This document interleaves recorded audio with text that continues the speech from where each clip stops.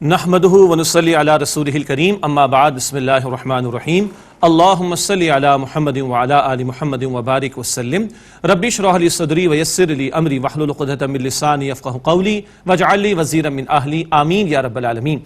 ناظرین کرام السلام علیکم ورحمۃ اللہ وبرکاتہ، اور ہمارا یہ خصوصی طویل پروگرام ہے دورہ ترجمہ قرآن کا۔ قرآن حکیم کی ایک آیت کا مفہوم، ہر آیت کے مفہوم کے ساتھ اس کی مختصر تشریح بھی آپ کی خدمت میں ہم پیش کر رہے ہیں۔ سورہ آل عمران کا مطالعہ کر رہے ہیں، آیت نمبر 186 سے ہم اپنا مطالعہ شروع کر رہے ہیں۔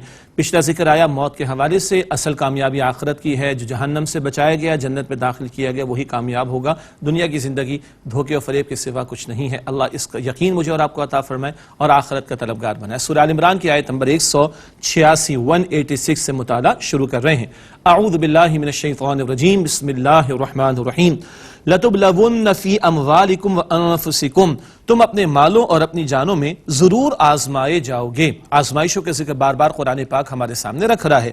وَلَتَسْمَعُنَّ مِنَ الَّذِينَ أُوتُوا الْكِتَابَ مِنْ قَبْلِكُمْ وَمِنَ الَّذِينَ أَشْرَكُوا أَذًى كَثِيرًا، اور تم ضرور سنو گے ان لوگوں سے جنہیں تم سے پہلے کتاب دی گئی، اور مشرکوں سے بھی تکلیف پہنچانے والی بہت سی باتیں، یعنی ان کی طرف سے گستاخانہ باتوں کا آنا، ان کی طرف سے حملوں کا آنا، ان کی طرف سے اعتراضات کا آنا، ان کی طرف سے کامنٹس کا آنا، لوز ٹاک کا ہونا، یہ سب ہوگا تمہارے ساتھ۔ یہ آج ہمیں بھی جان لینا چاہیے کہ یہ ہوگا۔ جب حق کے لیے کھڑے ہوں گے تو مخالفتیں تو آئیں گی، البتہ اول کیا رہنمائی عطا ہو رہی ہے، وَإِن تَصْبِرُوا وَتَتَّقُوا فَإِنَّ ذَلِكَ مِنْ عَزْمِ الْأُمُورِ، بس اگر تم صبر کرو اور تقوی کی روش پر کاربند رہو تو بے شک یہ بڑی ہمت کے کاموں میں سے ہے۔ صبر کیا ہے؟ ان ساری باتوں کو جھیلنا، برداشت کرنا۔ تقوی کیا ہے؟ گناہوں سے اپنے آپ کو بچانا، اللہ کے ساتھ اپنے تعلق کو مضبوط رکھنا، یہ بڑی ہمت کے کاموں میں سے ہے۔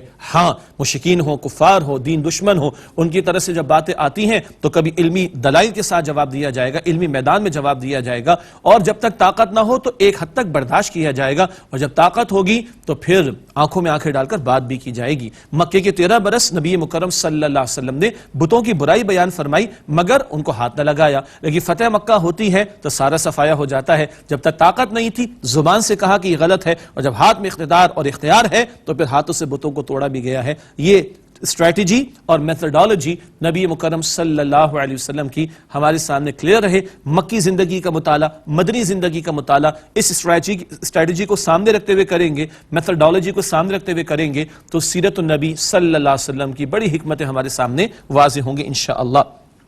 اب اللہ سبحانہ وتعالیٰ کی طرف سے لیے جانے والے ایک عہد کی بات ہو رہی ہے، ایک وعدہ جو اللہ نے اہل کتاب سے لیا۔ ارشاد ہوا وَإِذْ أَخَذَ اللَّهُ مِيثَاقَ الَّذِينَ أُوتُوا الْكِتَابَ، اور یاد کرو جب اللہ سبحانہ وتعالیٰ نے اہل کتاب سے عہد لیا، لَتُبَيِّنُنَّهُ لِلنَّاسِ، کہ تم اسے لوگوں کے لیے ضرور بیان کرنا، وَلَا تَكْتُمُونَهُ، اور اسے نہ چھپانا، فَنَبَذُوهُ وَرَاءَ ظُهُورِهِمْ وَاشْتَرَوْا بِهِ ثَمَنًا قَلِيلًا، بس انہوں نے اسے اپنی پیٹھ کے پیچھے ڈال دیا اور اس کے بدلے تھوڑی قیمت حاصل کی، فَبِئْسَ مَا يَشْتَرُونَ، تو کتنا برا ہے جو وہ خریدتے ہیں۔ ذکر تفصیل البقرہ میں بھی آ چکا ہے، آل عمران میں بھی پہلے آیا کہ اللہ کی کتاب کا سودا کیا، اللہ کی کتاب میں تحریف کی، نبی علیہ السلام کے متعلق بشارات کو ان لوگوں نے چھپایا اور دنیا کے چند ٹکے کمانے کی کوشش کی۔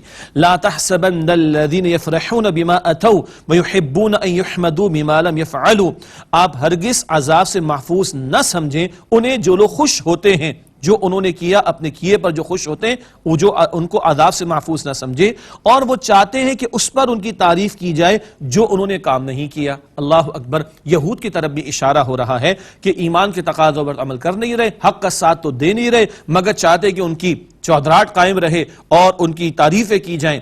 یہ ایک روش ہوتی ہے، ایک رویہ ہوتا ہے جو دنیا پرست قسم کے لوگوں میں، حب جاہ رکھنے والے، حب مال رکھنے والے لوگوں میں بات آ جاتی ہے۔ آج بھی ہم اپنے معاشرے میں کچھ مرتبہ دیکھتے ہیں، ہم تو فلاں بزرگ کی نسل میں سے، ہم تو فلاں کی اولاد میں سے، ہم تو فلاں، ارے بھائی تم کیا ہو آخر، یہ تو بتاؤ۔ وہ فلاں تو بہت بڑے بزرگ تھے، فلاں تو بہت اللہ کے نیک بندے تھے، الحمدللہ رب العالمین، ہو آر یو؟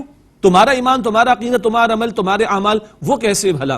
اور کچھ کیا ہے نہیں اس پر تعریفیں۔ سبحان اللہ، کارپوریٹ کلچر میں بھی چلتا ہے، میڈیا پر بھی چلتا ہے، اور اب تو جناب بکنے والے اور بیچنے والے بھی ہیں اور خریدنے والے بھی ہیں۔ فلاں کی تعریف میں زمین و آسمان کے قلابے ملا دیے جائیں، عمل کچھ نہیں ہے، تعریفیں خوب کروائی جاتی، اللہ اکبر۔ اعمال کچھ نہیں ہوتے، لمبے چوڑے القابات کے ساتھ ان کو پکارا جاتا ہے۔ اللہ محفوظ رکھے۔ اللہ کے پیارے نبی صلی اللہ علیہ وسلم کے ذریعے ایسے لوگ جو یہود بھی تھے، مفسرین نے بیان کیا، یا ایسے ایسے لوگوں کے بارے میں کہا جا رہا ہے کہ یہ چاہتے ہیں کہ اس پر ان کی تعریف کی جائے جو انہوں نے عمل نہیں کیے. فَلَا تَحْسَبَنَّهُمْ بِمَفَازَةٍ مِّنَ الْعَذَابِ، بس آپ انہیں عذاب سے رہا شدہ نہ سمجھیں. وَلَهُمْ عَذَابٌ عَلِيمٌ، اور ان کے لیے دردناک عذاب ہے. وَلِلَّهِ مُلْكُ السَّمَاوَاتِ وَالْأَرْضِ، اور اللہ ہی کے لیے بادشاہت اور آسمان اور زمین کی. وَاللَّهُ عَلَى كُلِّ شَيْءٍ قَدِيرٌ، اور اللہ سبحانہ وتعالی ہر بات پر قدرت رکھنے والا ہے. اس کے بعد سورہ آل عمران کا آخری رکوع ہے، اور یہ بہت جامع مقام ہے قرآن پاک کا، کہ جہاں اللہ تعالیٰ نے شعوری حقیقی ایمان کا ذکر کیا ہے. دو اصطلاحات بڑی پیاری ابھی ہمارے سامنے آئیں گی، اہل علم نے بیان فرمائی. ایک ہے ایمان عقلی، ایک ہے ایمان سمعی. غور و فکر سے حاصل ہونے والا ایمان اور پیغمبر علیہ السلام کی دعوت کو سن کر ملنے والا ایمان، دونوں ملے تو کانشیس لیول پر ہارٹ فیلٹ ٹیسٹیفیکیشن والا ایمان ملتا ہے، یعنی شعور کی سطح پر جو حقیقی ایمان ہے وہ میسر آتا ہے. ان آیات کی ایک عظمت ہے. نبی مکرم صلی اللہ علیہ وسلم جب تہجد کے لیے بیدار ہوتے تو ان آیات کی تلاوت فرماتے، اور روایت حدیث میں ذکر آتا ہے، مسند احمد کی روایت ہے، جس رات یہ آیات نازل ہوئی اللہ کے نبی علیہ السلام پوری رات روتے رہے. اور اللہ کے پیارے نبی علیہ السلام نے یہ بھی ارشاد فرمایا اس کے لیے تباہی اور ہلاکت ہے جو ان آیات کی تلاوت کرے. اللہ اکبر، اس کے لیے تباہی اور ہلاکت ہے جو ان آیات کی تلاوت کرے اور ان میں غور و فکر نہ کرے. آئیے ہم اس ہلاکت سے بچیں اور ترجمہ تو سمجھے، تھوڑی سی وضاحت بھی سامنے آئے، پھر تفاسیر کا بھی مطالعہ کریں. آخری رکوع ہے سورہ آل عمران کا. ان فی خلق السماوات والارض واختلاف اللیل والنہار لآیات لأولی الالباب، بے شک آسمان و زمین کی تخلیق میں اور رات اور دن کے بدلتے نظام میں عقل مند لوگوں کے لیے نشانیاں ہیں. قرآن پاک غور و فکر کی دعوت دیتا ہے، اس کتاب کائنات پر بھی غور و فکر کی دعوت دیتا ہے. کون ہے عقل مند؟ الذین یذکرون اللہ قیاما وقعودا وعلی جنوبہم، وہ جو اللہ تعالیٰ کا ذکر کرتے ہیں کھڑے ہونے کی حالت میں اور بیٹھتے ہوئے بھی اور اپنی کروٹوں پر بھی ذکر الہی سے جڑے رہتے ہیں. ویتفکرون فی خلق السماوات والارض، اور آسمان و زمین کی تخلیق میں غور و فکر کرتے ہیں. جب ذکر کے ساتھ فکر ہو تو نتیجہ کیا نکلتا ہے؟ ربنا ما خلقت ھذا باطلا، اے ہمارے رب تو نے سب کچھ بیکار اور بے مقصد پیدا نہیں فرمایا. سبحانک، اے اللہ تو پاک ہے، پاک ہے اس بات سے کہ بیکار کسی شے کو پیدا کرے. سبحانک فقنا عذاب النار، پس ہمیں آگ کے عذاب سے بچا لے. یہ ہے توحید سے آخرت کا سفر. اس کائنات کا ذرہ ذرہ، اس کائنات کا چپا چپا بتاتا ہے کوئی تو ہے جو نظام ہستی چلا رہا ہے، وہی خدا ہے سبحانہ و تعالی. اور اس نے پوری کائنات بامقصد پیدا کی اور ہمیں بھی بامقصد پیدا کیا. تو وہ مقصد کیا ہے؟ انا للہ و انا الیہ راجعون، لوٹ کر جانے اللہ کی طرف. وہ مقصد کیا ہے؟ اس کی عبادت کرنا اور جہنم کے عذاب سے اپنے آپ کو بچانے کی فکر اور کوشش کرنا. یہ ہے اس کائنات میں غور و فکر کرنے سے توحید تک بندہ پہنچتا ہے، آخرت کا احساس اس کو کسی درجے میں ہوتا ہے. اور بڑی پیاری دعائیں سورۃ البقرہ کے آخر میں بھی قیمتی دعائیں تھیں، اب آل عمران کے آخر میں بھی بہت قیمتی جامع دعائیں آ رہی ہیں. سبحانک، اے اللہ تو پاک ہے. فقنا عذاب النار، پس ہمیں آگ کے عذاب سے بچا لے. ربنا، اے ہمارے رب، انک من تدخل النار فقد اخزیتا، تو نے جس کو دوزخ کی آگ میں داخل کیا تو یقیناً تو نے اس کو رسوا کر ڈالا. وما للظالمین من انصار، اور ظالمین کا کوئی مددگار نہیں ہے. رسوا کون ہوگا؟ جو جہنم کی آگ میں جائے گا. دنیا کی رسوائی کوئی رسوائی نہیں. آج ہم کیمروں سے چھپتے ہیں، ہم جناب فلاں فلاں اداروں سے چھپتے ہیں، ہم فلاں فلاں فلاں میڈیا والوں سے بچتے ہیں. ادھر بچ جاؤ گے بھائی، اللہ کے نہیں بچ سکتے. اللہ کے ہاں بچنے کے لیے آج مہلت عمل، آج اصلاح کا موقع ہے. مالک تو نے جس کو جہنم کی آگ میں داخل کیا فقط اخزیتا، تو نے اس کو ذلیل اور رسوا کر ڈالا. اللہ تعالیٰ مجھے اور آپ کو دنیا کی اور آخرت کی ذلت اور رسوائی سے بچائے، اور اصل ذلت وہاں کی ہے. اللہم اجرنا من النار، اے اللہ ہم سب کو آگ کے عذاب سے محفوظ فرما. وما للظالمین من انصار، اور ظالمین کا کوئی مددگار نہیں. اگلی آیت کریمہ بہت پیاری دعائیں، بہت پیاری دعائیں. کیا دعائیں آ رہی ہیں؟ ربنا اننا سمعنا منادیا ینادی للایمان، اے ہمارے بے شک ہم نے پکارنے والے کو سنا، وہ پکار رہا تھا ایمان کی طرف. ان آمنوا بربکم، کہ تم ایمان لاؤ اپنے رب پر. فآمنا، پس ہم ایمان لے آئے. وہ پکارنے والے کون ہیں؟ اب محمد مصطفیٰ احمد مجتبیٰ صلی اللہ علیہ وآلہ وسلم ہے. یہ ہے رسالت کا تصور. سورۃ الفاتحہ میں بھی ذکر آیا تھا اللہ کی حمد و ثنا، توحید کا ذکر، مالک یوم الدین آخرت کا ذکر، اہدنا الصراط المستقیم رسالت کا ذکر. بندہ اپنے غور و فکر سے کائنات میں غور و فکر کرتے ہوئے توحید اور آخرت کچھ پہچان لے گا، مگر تفصیل عقل نہیں بتاتی. تفصیل سماعت سے ملے گی، اور سماعت کس چیز کی؟ وحی کی تعلیم کی. پیغمبر کی دعوت پہنچے گی تو یہ سمعی اور عقلی، ایمان سمعی، ایمان عقلی، معاف کیجئے گا، ایمان عقلی اور ایمان سمعی یہ مرج ہو جائیں گے، جمع ہو جائیں گے تو شعوری حقیقی ایمان مکمل ہوگا۔ اے ہمارے رب، ہم نے سنا ایک پکارنے والے کو، وہ پکارتا تھا ایمان کی طرف، ان آمنو بربکم فآمنا، ایمان لے آؤ اپنے رب پر، پس ہم ایمان لے آئے۔ اللہ تعالی ہم سب کا ایمان لانا قبول فرمائے، ایمان کی مضبوطی بڑھوتنی عطا فرمائے۔ مزید دعائیں، ربنا اے ہمارے رب، فاغفر لنا ذنوبنا، ہمیں بخش دے ہمارے گناہ، وکفر عنا سیئاتنا، اور ہماری برائیاں ہم سے مٹا دے، وتوفنا مع الابرار، اور ہمیں نیک لوگوں کے ساتھ وفات عطا فرما۔ بہت پیاری دعائیں، دعا پڑھتے ہیں ہم لوگ، گزارش کرتا ہوں دعا مانگنی چاہیے۔ مانگتے کب ہیں؟ جب دعاؤں کا ترجمہ ہمیں آتا ہو، اور یہ وہ دعائیں جو اللہ پاک نے قرآن حکیم میں بیان فرمائی ہیں۔ سورہ البقرہ کے آخر میں دعائیں، اب سورہ آل عمران کے آخر میں دعائیں، ربنا اے ہمارے رب، وآتنا ما وعدتنا علی رسولک، ہمیں عطا فرما وہ جو تو نے اپنے رسولوں کے ذریعے سے ہم سے وعدہ فرمایا۔ مالک ہم تو تیرے وعدے پر یقین رکھتے ہیں اور تیرا وعدہ سچا ہے، تو ہمیں عطا فرما دے جو تو نے وعدے فرمائے اپنے رسولوں کے ذریعے ہم سے، ولا تخزنا یوم القیامہ، اور ہمیں قیامت کے دن رسوا نہ کرنا۔ سب سے بڑھ کر رسوائی کہاں کی ہے؟ قیامت کے دن کی رسوائی ہے۔ اللہ تعالیٰ مجھے اور آپ کو قیامت کے دن کی ذلت سے، رسوائی سے، اور وہاں بندہ بے آبرو ہو جائے، اللہ تعالیٰ میری آپ کی ہم سب کی حفاظت فرمائے۔ دعا کرنی چاہیے، اللہم حاسبنا حساب یسیرا، اے اللہ ہمارے حساب کو آسان فرما دے۔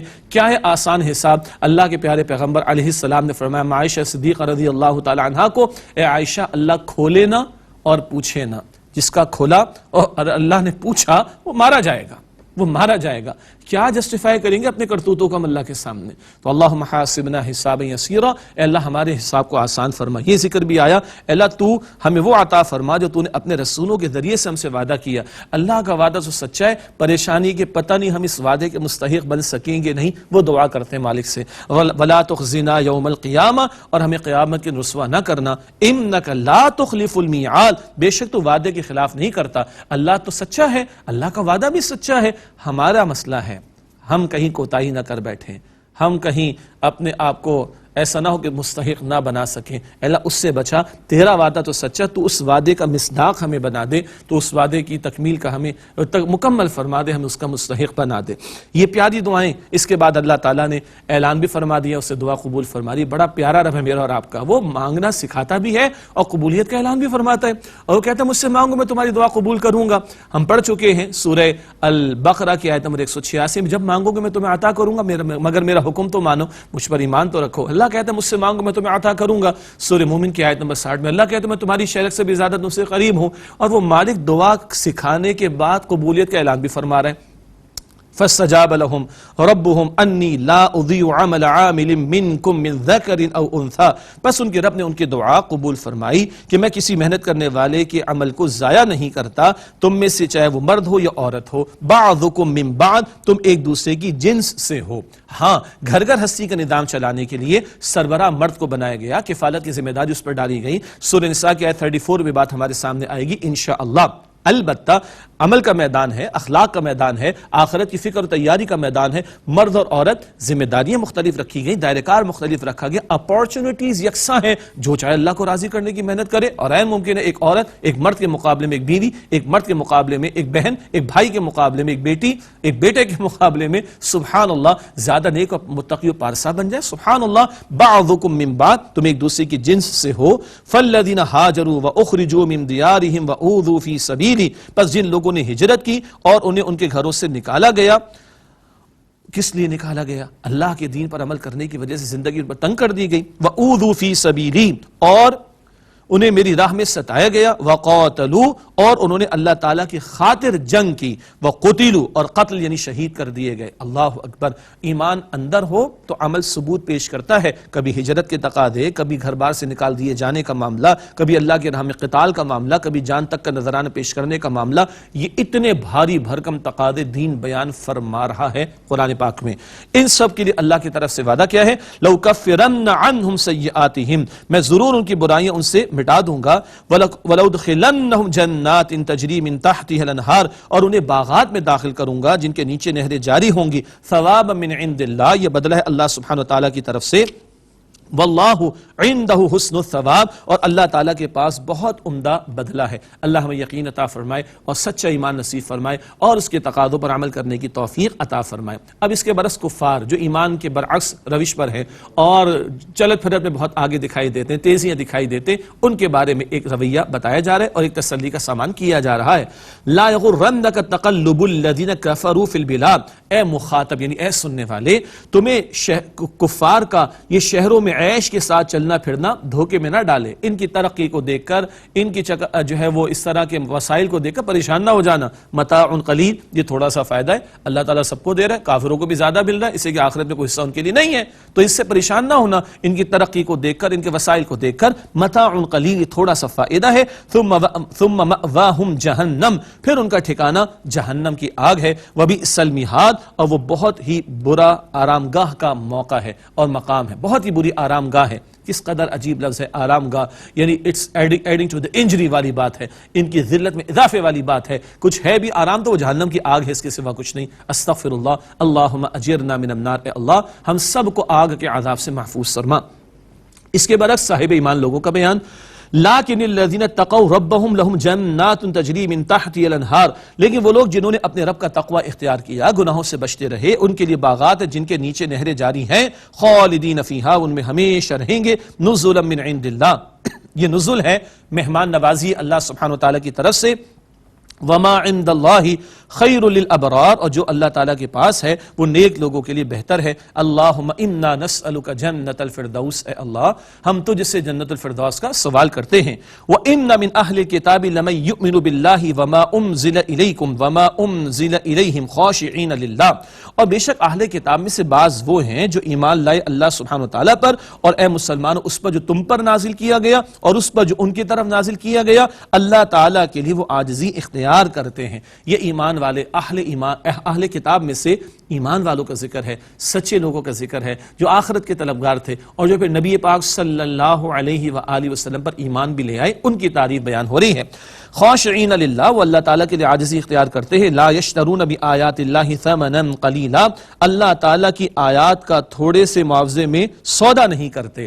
دنیا کی محبت کی وجہ سے کئی وہ دین کا سودا نہیں کرتے ہیں بلکہ حق قبول کرتے ہیں، جیسے کہ عبداللہ بن سلام رضی اللہ تعالیٰ عنہ، یہود میں سے بڑے عالم کے بیٹے، خود بھی بڑے عالم تھے، ایمان لائے تھے۔ نجاشی رحمۃ اللہ علیہ، حبشہ کے بادشاہ ہم سب جانتے، نیگس جنہیں انگلش میں کہا جاتا ہے، وہ ایمان لائے تھے۔ اولئک لہم اجرہم عند ربہم، یہ لوگ ہیں جن کے لیے جن کا اجر ان کے رب کے پاس ہے، مراد محفوظ۔ ان اللہ سریع الحساب، بے شک اللہ تعالی جلد حساب لینے والا ہے۔ اللہم حاسبنا حساب یسیرا، یہ دعا ہم یاد کر لیں، اے اللہ ہم سب کے حساب کو آسان فرما۔ آخری آیت ہے سورہ آل عمران کی، بہت ہی جامع آیت، بڑا جامع کنکلوژن ہمارے سامنے آ رہا ہے سورہ مبارکہ کے ختام پر۔ یا ایھا الذین آمنوا اصبروا، اے ایمان والو صبر کرو، وصابروا، اور مقابلے میں مضبوط رہو، ورابطوا، اور دشمن کے مقابلے میں ثابت قدم رہو، واتقوا اللہ لعلکم تفلحون، اور اللہ تعالیٰ کا تقوی اختیار کرو تاکہ تم فلاح پا سکو۔ ایک ہے صبر کرنا، یہ ایک طرفہ ہوتا ہے، ایک ہے صابرو، مسابرت۔ کفار بھی تو جانے دے رہے ہیں، بدر میں قتل ہوئے نا، تو تم ان سے بڑھ کر محنت کرو، ان کے مقابلے میں مضبوط رہو، اور ورابطو، جڑے رہو، ایک مراد یہ لی گئی، اور اس میں اور بھی تفاسیر بیان کی گئی۔ ایک وہ خاص معاملہ، وہ جو نظم ڈھیلا پڑ گیا تھا، امیر کی بات میں ماننے کے حوالے سے کوتاہی ہو گئی تھی، یہ مستعد رہو اور کفار کے مقابلے میں ثابت قدمی دکھاؤ، یہ منتشر نہ ہونا، اس طرف بھی توجہ دلائی گئی۔ اور واتقوا اللہ، اور اللہ کا تقوی اختیار کرو۔ آل عمران کی آیت نمبر 102 سے 11واں رکوع شروع ہوا تھا، نبی علیہ السلام کے امت سے خطاب وہاں بھی تھا، اتقوا اللہ حق تقاتی، اللہ کا تقوی اختیار کرو جیسے کہ اس کا تقوی اختیار کرنے کا حق ہے، اسی پر آیت مبارکہ کا اختتام، واتقوا اللہ لعلکم تفلحون، اور اللہ تعالیٰ کا تقوی اختیار کرو، خوف خدا دل میں رکھو، گناہوں سے اپنے آپ کو بچاؤ تاکہ تم فلاح پا سکو۔ کون سی فلاح؟ ہر اذان میں سنتے حی علی الفلاح، اصل فلاح کہاں کی ہے؟ آخرت کی۔ آل عمران آیت نمبر 185 میں ذکر آیا، 185 میں، جو جہنم سے بچایا گیا اور جنت میں داخل کیا گیا، وہ ہے اصل میں کامیاب ہونے والا۔ اللہ ہمیشہ کی آخرت کی زندگی کی کامیابی مجھے آپ کو ہم سب کو عطا فرمائے۔ سورہ آل عمران کے بعد سورۃ النساء کا مطالعہ ہم شروع کر رہے ہیں۔ النساء خواتین کو کہا جاتا ہے، سبحان اللہ۔ الرجال کا لفظ سورہ نساء کے آیت 34 میں ہے، سورت نہیں ہے، سورت نساء کے عنوان سے ہے۔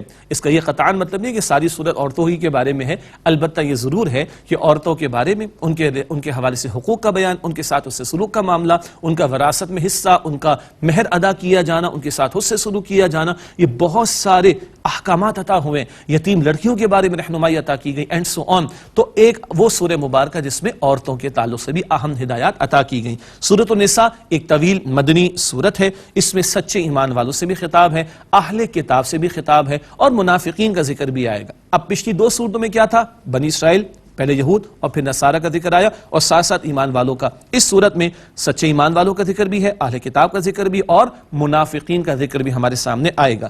اس کی جو پہلی 43 آیات ہیں، 43 آیات، ان میں اللہ رب العالمین نے کمزور طبقات کے حقوق بیان فرمائے ہیں، یتیموں کے اور اسی طرح عورتوں کے۔ اللہ تعالیٰ نے شریعت کے کچھ احکامات بھی عطا فرمائے ہیں، شراب کی حرمت کے بارے میں بھی ایک اور حکم آیا ہے، اور تیمم کے بارے میں بھی رہنمائی عطا کی گئی، اور غسل کے حوالے سے یعنی جب آدمی ناپاک ہو جاتا ہے، جنابت وغیرہ، اس کے بارے میں بھی رہنمائی عطا ہوئی۔ تو پہلی 43 آیات معاشرتی ہدایات بھی اور شریعت کے کچھ احکامات بھی ہمارے سامنے آئیں گے انشاءاللہ تعالی۔ سورۃ النساء کا آغاز کرتے ہیں، بسم اللہ الرحمن الرحیم۔ یا ایھا الناس اتقوا ربکم، اے انسانوں اپنے رب کا تقوی اختیار کرو۔ یہ پہلی آیت کریمہ نبی اکرم صلی اللہ علیہ وسلم اپنے اکثر خطبات میں اور نکاح کے خطبے میں بھی تلاوت فرماتے تھے۔ 4 آیات حضور تلاوت فرماتے نکاح کے خطبے میں بھی، سورہ آل عمران آیت نمبر 102، ابھی تھوڑی دیر پہلے حوالہ آیا، پھر یہ سورہ نساء کی آیت نمبر 1، اور پھر سورہ احزاب کی آیت نمبر 70 اور 71۔ 4 آیات عام خطبات اور خطبہ نکاح میں بھی حضور تلاوت فرماتے، اور چاروں میں 4 مرتبہ تقوی کا ذکر آیا۔ آج گھرانے برباد کیوں ہو رہے ہیں؟ اللہ کا خوف ہی دل میں نہیں۔ ہر کوئی کہتا ہے میری مرضی، ہم کسی سے کم نہیں، ہم نے چوڑیاں نہیں پہن رکھی۔ انا للہ و انا الیہ راجعون۔ طبی خلا اور طلاقوں کی تعداد بڑھتی چلی جا رہی، گھرانے برباد ہوتے چلے جا رہے۔ کیوں؟ خوف خدا دل سے اٹھ گیا۔ وہ خوف خدا ایمان والوں سے بھی مطالبہ، یہاں سارے انسانوں سے اس کا اللہ تعالیٰ تقاضا فرما رہا ہے۔